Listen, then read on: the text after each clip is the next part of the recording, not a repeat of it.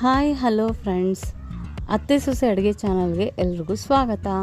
ಹೇಗಿದ್ದೀರಾ ಎಲ್ಲರೂ ಚೆನ್ನಾಗಿದ್ದೀರಾ ಅಂತ ಭಾವಿಸ್ತಾ ಇವತ್ತು ನಾನು ನಮ್ಮ ಚಾನಲ್ನಲ್ಲಿ ಬಾಳೆಹಣ್ಣಿನ ಬಗ್ಗೆ ಹೇಳ್ತಾ ಇದ್ದೀನಿ. ಅದು ಏನಂದರೆ, ಬಾಳೆಹಣ್ಣನ್ನು ತಿನ್ನೋದ್ರಿಂದ ನಮಗೆ ಸಿಗುವ ಲಾಭಗಳೇನು, ಬಾಳೆಹಣ್ಣನ್ನು ನಾವು ಹೇಗೆ ತಿನ್ನಬೇಕು, ಯಾವಾಗ ತಿನ್ನಬೇಕು, ಯಾವಾಗ ತಿನ್ನಬಾರ್ದು, ಯಾರು ತಿನ್ನಬೇಕು ಮತ್ತು ಯಾರು ತಿನ್ನಬಾರ್ದು ಅಂತ ತಿಳಿದುಕೊಳ್ಳುವ ಮೊದಲು ನನ್ನ ಈ ಚಾನಲನ್ನು ಯಾರು ಸಬ್ಸ್ಕ್ರೈಬ್ ಮಾಡಿಲ್ಲವೋ ದಯವಿಟ್ಟು ಅವರು ಸಬ್ಸ್ಕ್ರೈಬ್ ಮಾಡಿ ಹಾಗೂ ಬೆಲ್ ಐಕಾನ್ ಮೇಲೆ ಕ್ಲಿಕ್ ಮಾಡಿ. ಜಗತ್ತಿನ ಆಲ್ಮೋಸ್ಟ್ ಎಲ್ಲ ಭಾಗಗಳಲ್ಲಿ ಬೆಳೆಯುವಂತಹ ಈ ಬಾಳೆಹಣ್ಣಿನಲ್ಲಿ ತುಂಬಾ ಆರೋಗ್ಯವಂತ ಲಾಭಗಳಿವೆ. ಬಾಳೆಹಣ್ಣು ದೇಹಕ್ಕೆ ಶಕ್ತಿಯನ್ನು ನೀಡುತ್ತದೆ. ಇದರಲ್ಲಿ ಹಲವಾರು ರೀತಿಯ ಪೋಷಕಾಂಶಗಳು ಇವೆ. ಅವು ಯಾವುವೆಂದರೆ vitamin A, B6, phosphorus, carbohydrate, fibre, ಕಬ್ಬಿಣಾಂಶ, ಪೊಟ್ಯಾಷಿಯಂ, ಮ್ಯಾಗ್ನೀಷಿಯಂ ಹಾಗೂ ಹಿಮೋಗ್ಲೋಬಿನ್ನ ಪ್ರಮಾಣವನ್ನು ಹೆಚ್ಚಿಸುವಲ್ಲಿ ಇದು ಸಹಾಯ ಮಾಡುತ್ತದೆ. ಇದನ್ನು ನಾವು ಸರಿಯಾದ ಸಮಯದಲ್ಲಿ ತಿಂದರೆ ಅಧಿಕ ಲಾಭವನ್ನು ಪಡೆಯಬಹುದು. ಇದರ ನಿಯಮಿತ ಸೇವನೆಯಿಂದ ಅಧಿಕ ಲಾಭ ಪಡೆಯುತ್ತೇವೆ. ಅಂದರೆ ರುಟೀನಾಗಿ ತಿನ್ನಬೇಕಾಗುತ್ತೆ. ಅಂದರೆ ಡೈಲಿ ತಿಂದರೆ ನಮಗೆ ಇದರ ಒಂದು ಲಾಭನ ನಾವು ಹೆಚ್ಚಾಗಿ ಪಡೆಯಬಹುದು.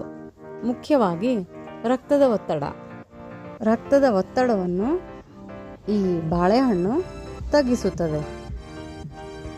ಮೂಳೆಗಳನ್ನು ಹಾಗೂ ಹಲ್ಲುಗಳನ್ನು ಬಲಪಡಿಸುತ್ತದೆ. ಮಲಬದ್ಧತೆಯನ್ನು ನಿವಾರಿಸುತ್ತದೆ. ಸ್ಥಿತಿ ಅಂದರೆ ಸ್ಟ್ರೆಸ್ಸನ್ನು ಕಡಿಮೆ ಮಾಡುತ್ತದೆ. ತಕ್ಷಣ ಶಕ್ತಿಯನ್ನು ನೀಡುತ್ತದೆ. ರಕ್ತಹೀನತೆಯ ಶಕ್ತಿಯನ್ನು ನಿವಾರಿಸುತ್ತದೆ. ಪೀರಿಯಡ್ಸ್ ಸಮಯದಲ್ಲಿ ಕಂಡುಬರುವ ನೋವನ್ನು ಇದು ಹೋಗಲಾಡಿಸುತ್ತದೆ. ಕಣ್ಣುಗಳು ವೀಕ್ನೆಸ್ಸನ್ನು ಸರಿಪಡಿಸುತ್ತದೆ. ನಿದ್ರಾಹೀನತೆಯನ್ನು ಹೋಗಲಾಡಿಸುತ್ತದೆ. ಅಲ್ಸರ್ ಸಮಸ್ಯೆ ಕಾಡದಂತೆ ತಡೆಯುತ್ತದೆ. ಆದರೆ ಅತಿಯಾದರೆ ಯಾವುದೂ ಕೂಡ ಒಳ್ಳೆಯದಲ್ಲ. ಈ ಹಣ್ಣು ಎಷ್ಟೇ ಒಳ್ಳೆಯ ಆರೋಗ್ಯ ಅಂಶಗಳನ್ನು ಒಳಗೊಂಡಿದ್ದರೂ ಅತಿಯಾದ ಸೇವನೆ ಕೆಲವೊಮ್ಮೆ ಮನುಷ್ಯನ ದೇಹಕ್ಕೆ ಇತರ ಸಮಸ್ಯೆಗಳನ್ನು ತಂದೊಡ್ಡಬಹುದು. ನಮ್ಮ ದೇಹಕ್ಕೆ ಒಂದು ದಿನದಲ್ಲಿ 3500 ಮಿಲಿಗ್ರಾಂನಷ್ಟು ಪೊಟ್ಯಾಷಿಯಂ ಹಾಗೂ 15 ಗ್ರಾಂನಷ್ಟು ಫೈಬರ್ನ ಅವಶ್ಯಕತೆ ಇರುತ್ತದೆ. ಒಂದು ಮಧ್ಯಮ ಗಾತ್ರದ ಬಾಳೆಹಣ್ಣಿನಲ್ಲಿ 360 ಮಿಲಿಗ್ರಾಂನಷ್ಟು ಪೊಟ್ಯಾಷಿಯಂ ಹಾಗೂ 3 ಗ್ರಾಂನಷ್ಟು ಫೈಬರ್ ಇರುತ್ತದೆ.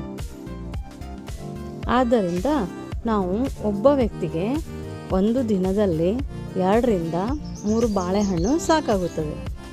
ಇದಕ್ಕಿಂತ ಹೆಚ್ಚು ತಿನ್ನೋದು ಬೇಡ. ಅತಿಯಾಗಿ ತಿಂದರೆ ಡೈಜೆಷನ್ ಪ್ರಾಬ್ಲಮ್ ಆಗಬಹುದು. ಬಾಳೆಹಣ್ಣನ್ನು ಚಿಕ್ಕವರು, ದೊಡ್ಡವರು ಅಥವಾ ವಯಸ್ಸಾದವರು ಯಾರು ಬೇಕಾದರೂ ಕೂಡ ಇದನ್ನು ತಿನ್ನಬಹುದು. ಆದರೆ ಯಾರಿಗೆ ಕಫ ಆಗುವ ಪ್ರಾಬ್ಲಮ್ ಇದೆಯೋ ಅವರು ರಾತ್ರಿ ಹೊತ್ತಿನಲ್ಲಿ ಬಾಳೆಹಣ್ಣನ್ನು ತಿನ್ನಬಾರ್ದು.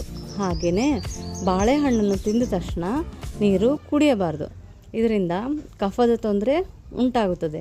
ಮಧುಮೇಹಿಗಳು ಬಾಳೆಹಣ್ಣನ್ನು ಸೇವಿಸಬಾರದು. ತೂಕವನ್ನು ಹೆಚ್ಚಿಸಲು ಬಾಳೆಹಣ್ಣನ್ನು ನಾವು ಹೇಗೆ ಸೇವನೆ ಮಾಡಬೇಕು ಅಂದರೆ, ಚೆನ್ನಾಗಿ ಹಣ್ಣಾದ ಬಾಳೆಹಣ್ಣಿನ ಮಿಲ್ಕ್ ಶೇಕನ್ನು ತಯಾರಿಸಿ ಬೆಳಗ್ಗೆ ಟಿಫಿನ್ ಆದಮೇಲೆ ಮತ್ತು ಮಧ್ಯಾಹ್ನ ಊಟದ ನಂತರ ಕುಡಿಬೋದು. ಇದರಲ್ಲಿ ಕಾರ್ಬೋಹೈಡ್ರೇಟ್ ಹೆಚ್ಚಾಗಿರುವುದರಿಂದ ಇದು ತೂಕವನ್ನು ಹೆಚ್ಚಿಸಲು ಸಹಾಯ ಮಾಡುತ್ತದೆ. ಒಂದು ವೇಳೆ ನಿಮಗೆ ಮಿಲ್ಕ್ ಶೇಕ್ ಇಷ್ಟ ಆಗಿಲ್ಲ ಅಂತಂದರೆ ನೀವು ಡೈರೆಕ್ಟಾಗಿ ಹಣ್ಣನ್ನೇ ತಿಂದರೆ ಇದು ಇನ್ನೂ ಚೆನ್ನಾಗಿರುತ್ತದೆ. ತೂಕ ಇಳಿಸುವವರು ದಿನಕ್ಕೆ 1 ಬಾಳೆಹಣ್ಣಿಗಿಂತ ಹೆಚ್ಚು ಸೇವಿಸುವುದು ಒಳ್ಳೆಯದಲ್ಲ. And dear all my friends, ಈ ವಿಡಿಯೋ ನೋಡುತ್ತಿರುವವರು ಈ ಮಾಹಿತಿ ನಿಮಗೆ ಇಷ್ಟ ಆಗಿದ್ದಲ್ಲಿ ಪ್ಲೀಸ್ ಲೈಕ್ ಮಾಡಿ, ಶೇರ್ ಮಾಡಿ, ಸಬ್ಸ್ಕ್ರೈಬ್ ಮಾಡಿ ಹಾಗೂ ಬೆಲ್ ಐಕಾನ್ ಮೇಲೆ ಕ್ಲಿಕ್ ಮಾಡಿದರೆ ನಿಮಗೆ ನನ್ನ ನೆಕ್ಸ್ಟ್ ವಿಡಿಯೋಗಳ ಬಗ್ಗೆ ನೋಟಿಫಿಕೇಷನ್ ಬರುತ್ತೆ. ಸರಿ ಫ್ರೆಂಡ್ಸ್, ನಾನು ನಿಮಗೆ ನೆಕ್ಸ್ಟ್ ವಿಡಿಯೋದೊಂದಿಗೆ ಮತ್ತೆ ಮೀಟ್ ಮಾಡ್ತೀನಿ. ಅಲ್ಲಿ ತನಕ take care, bye, have a nice day.